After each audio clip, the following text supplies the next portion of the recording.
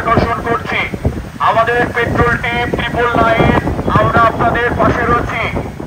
রাত 11টা, নিরাপত্তা নিশ্চিতে গঠিত তরুণদের স্বেচ্ছাসেবী দল পেট্রোল টিম 999-এর সদস্যরা উপস্থিত রাজশাহী রেলগেট এলাকায়।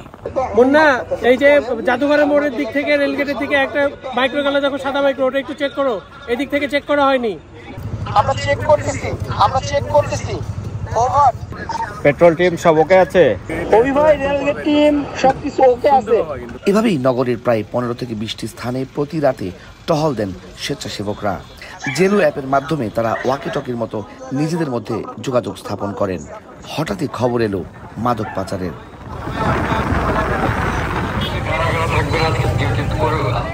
গন্তব্য রাজশাহী নগরীর প্রবেশদ্বার নওদাপাড়ার আমচত্বরে। খবরের ভিত্তিতে বিভিন্ন গাড়িতে চলছে তল্লাশি, আর এভাবেই মাদক ও অস্ত্র জব্দ করেন তারা। তোমার নাম কি? বাড়ি কোথায়? বাবার নাম? গত 3 দিন আগে যে আমরা যে কেদুর মোড় থেকে যে গাঁজাটা ধরা পড়েছে, এটা কিন্তু দেখাচ্ছিল যে তালাইমারি থেকে এটা চেক করতে চাচ্ছিল, কিন্তু চেক করতে পারেনি।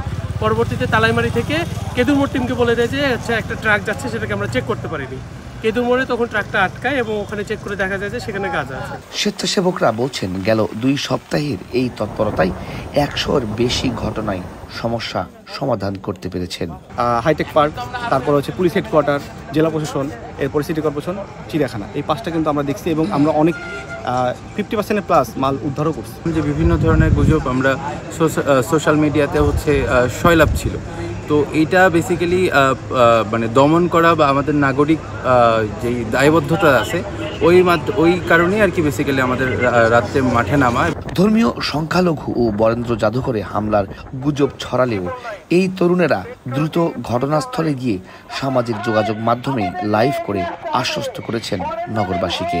রাজশাহী হাইটেক পার্ক, রাজশাহী নব থিয়েটার, চিড়িয়াখানা, প্রত্যেকটি স্থাপনা আমাদের রাষ্ট্রীয় সম্পদ। সংখ্যালঘুদের উপর আক্রমণ হতে পারে, আমরা প্রথম দিন থেকেই কিন্তু আমাদের টিম বের করেছি আমরা, যে রাজশাহী শহরে যেন অন্তত কোনো এই ধরনের অনাকাঙ্ক্ষিত ঘটনা না ঘটে। হঠাৎ করে আমাদের কাছে আসলে খবর আসছে দুপুরবেলা যে রাজশাহী চিড়িয়াখানা থেকে হরিণ চুরি হয়ে যাচ্ছে বা কোন একটি দল এসে সেটাকে চুরি করার চেষ্টা করছে। তো আমাদের কয়েকজন মিলে আমরা সেখানে যাই স্পটে, এবং যাওয়ার পরে সেটাকে আমরা রেস্কিউ করি যেন কেউ আসলে সেখানে চুরির ঘটনাটা না ঘটে বা অন্যান্য কোনো সমস্যা না হয়। আমরা যে মোড়ে মোড়ে যারা অবস্থান করছে তাদের যে হেড আছে তাকে নিয়ে আমরা অ্যাড করে দিচ্ছি এবং সেখান থেকে আমরা সব ইনফরমেশনগুলো পাচ্ছি। প্রত্যেকটা পোস্টে এক একজন দায়িত্বরত আছে, পাহারা দিচ্ছে, তো তাদের বিভিন্ন খবর, বিভিন্ন নিউজ আমরা ইনস্ট্যান্ট পাওয়ার জন্য অ্যাপটা ব্যবহার করছি। রোববার ভোরে নগরীর ভদ্রা এলাকা থেকে পরিত্যক্ত অবস্থায় ব্যাগ ভর্তি 18 লাখ টাকা উদ্ধার করেন তরুণরা। পরে স্থানীয়দের সঙ্গে নিয়ে নগরীর বোয়ালিয়া থানায় গিয়ে টাকাগুলো জমা দেন তারা। পেট্রোল টিম 999-এর মতো এমন আরও মহৎ কাজ করে চলেছেন সেভ রাজশাহী, প্রোটেক্ট রাজশাহী সহ স্বেচ্ছাসেবকদের আরও কয়েকটি দল। গোলাম রাব্বানী, মাছরাঙা সংবাদ, রাজশাহী।